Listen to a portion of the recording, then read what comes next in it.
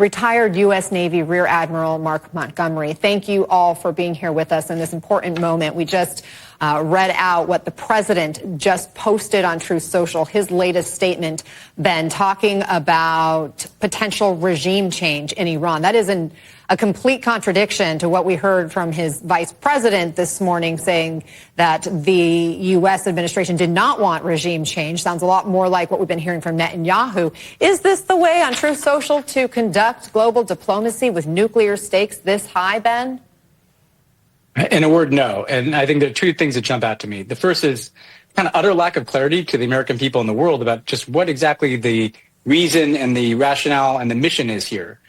We've had changing intelligence assessments from the administration, changing rhetoric about what the purpose of these strikes are and how widespread they are, changing assessments about whether the sites were obliterated, which I don't think anybody thinks they were, whether they're just damaged. And at a certain point on matters of war and peace, you need to have some credibility here.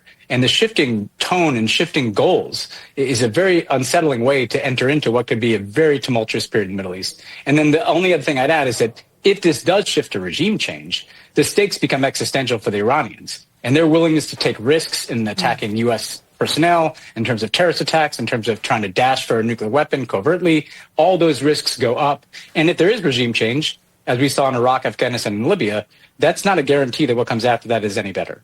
Ben, do you think that it was necessary to do this mission that we saw from the Trump administration to go after these nuclear sites last night?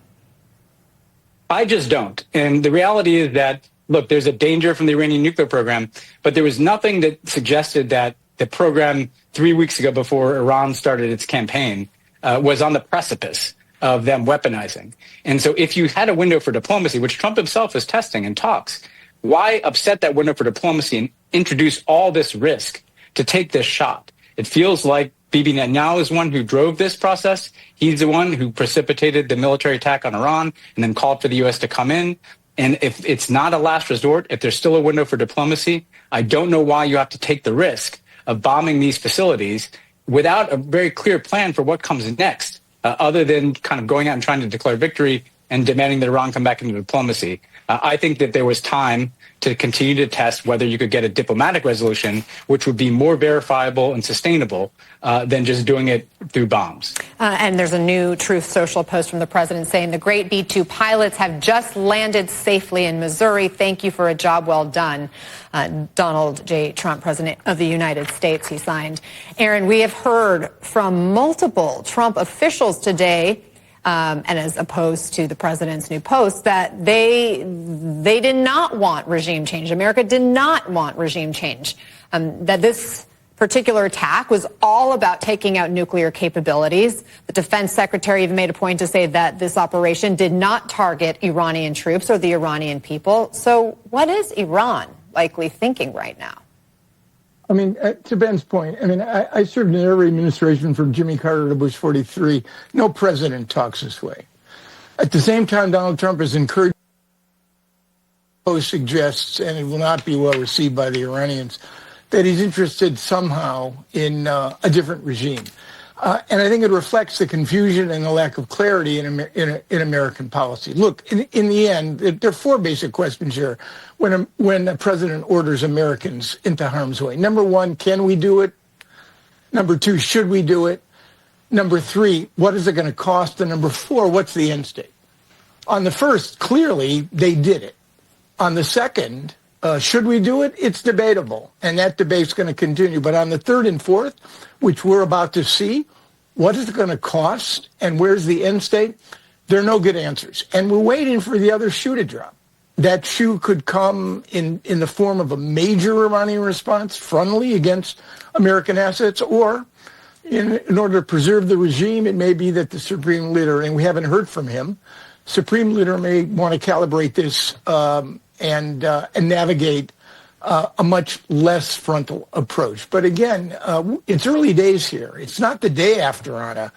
I'm afraid it's going to be the days after. So let's talk more about that response. Admiral, does the president's loose talk about regime change elevate the fears of retaliation? We did hear the Joint Chiefs Chairman say that they were taking measures to protect the 40,000 U.S. troops in the Middle East. What should they be doing? Well, look, I am concerned about the response. I think, obviously, the first response was to continue attacks on Israel. We saw that within 10 or 12 hours. And honestly, we're in a tough position there. The Israelis are low on Arrow 3 missiles. We're having to push THAAD missiles in to support them, get ships off their coast with SM-3 missiles. So that's a challenge. The second area are the attacks on U.S. forces. And I'm worried about those because the 20,000 sailors at sea are fine. They're protected by Navy ships. But the 20,000 soldiers and airmen ashore are generally spread out through Iraq, Syria, Kuwait, UAE, Bahrain, and they are very hard to defend them against cruise missiles and ballistic missiles and drones. So just like when we struck Soleimani in 2020, we were injured. Americans were injured in the counterstrike by the Iranians. And then the third thing I worry about, and I'm sure we'll talk about, is mining or threatening to close the Straits of Hormuz. So across those three areas, Iran has a lot of opportunity to create problems for the United States, Israel, and our Gulf allies. I just wonder, Aaron, just how weakened is Iran right now and their ability to even respond, given what Israel has done, given these 14 bunker buster bombs that were dropped on these nuclear facilities, all the Tomahawk missiles that also were involved in this attack. I mean, this was the second largest B-2 mission ever flown, only exceeded by missions after 9/11. This was a huge strike by the U.S. that only the U.S. could do, and Iran was already really weakened militarily. So you talk about options for their response. Realistically, do they have a punch to fight back? I think they do. I mean, it's true. They have been hollowed out. I mean, as one ex-Israeli general quipped, we're playing soccer with the Israelis. The only difference with the Iranians, the only difference is they don't have a goalie. But they do have offensive capacity. They have thousands of short-range ballistic missiles. And as General pointed out, it's absolutely true. Geography here is destiny. And Iranian short-range ballistic missiles, particularly if they're surged and redundant, can do great damage. We have 2,500 American forces deployed in Iraq, around 1,000 in Syria. And then you have asymmetrical responses, the Iranian terror apparatus against Israeli and American interests abroad. So in terms of inflicting pain, even though the American response is going to be disproportionate and comprehensive, they do have tools. We're going to wait to see exactly how critical it is for the supreme leader to court a massive American retaliation or to try to find a navigator response in order to play the longer game. Ben, Iran says the U.S. blew up diplomacy with this strike. What is the off-ramp here for the U.S.? I mean, the off-ramp, the only kind of meaningful, sustainable off-ramp is if you were able to get them back into some kind of negotiation. I just think that's incredibly difficult, given the fact that, they were bombed in the middle of a negotiation with the United States by Israel, and then the U.S. came in behind it. I think another response available to the Iranians that is a very difficult one to watch is they might not launch that kind of frontal assault, although it's a very real risk, and Aaron points out some of those risks. But what they could do is go the North Korea route and just kind of go deep underground with their nuclear program. They know how to do this. You cannot bomb away a nuclear program. You can only damage it. And they could try to pop up in a year or 2 years with a nuclear weapon in the same way the North Koreans did. And that's what you really don't want to have. You don't want this strike to be the thing that precipitated a covert Iranian nuclear program, where either they're going to get there or you're going to have to keep bombing again and again and again to stop them from doing that, in which case you are in an open-ended war with them.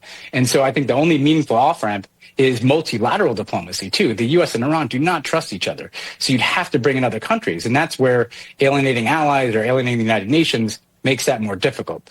So I totally agree with what's been said, that it's not going to be clear the day after. This is going to take months to play out. And there's a lot of different variables and risks going forward. Admiral, what else does the U.S. have in its arsenal if this does escalate? What could be next? Well, listen, we brought, there's a second carrier strike group, and, we have the normal tools, the ones that we've pressed up every year for the last 20 years. By the way, one of the arguments for this is that commitments to, maximum pressure campaigns on Iran every year, every 2 years have really put the U.S. Air Force, U.S. Navy, and U.S. Army Air Defenders in extremis. We've broken our services. But those forces are there again. We have 2 carrier strike groups, multiple destroyers with Tomahawks, and about 7 Air Force squadrons. So we can muster 200 plus strike aircraft for attacks. I hope it doesn't come to that. I hope Iran realizes they're in a very bad position militarily, and that's not the path to go on, and they choose some other route to to respond to the United States. Because if they strike our forces, I think they're going to get struck much harder. That part of what the president said last night it could easily become true, and the Pentagon's very good at planning those kind of campaigns. I'm confident there's several versions of that sitting on the shelf ready to go, and they have been since 2015. Mark Montgomery, Aaron David Miller, Ben Rhodes. Gentlemen, thank you so much for that insightful conversation.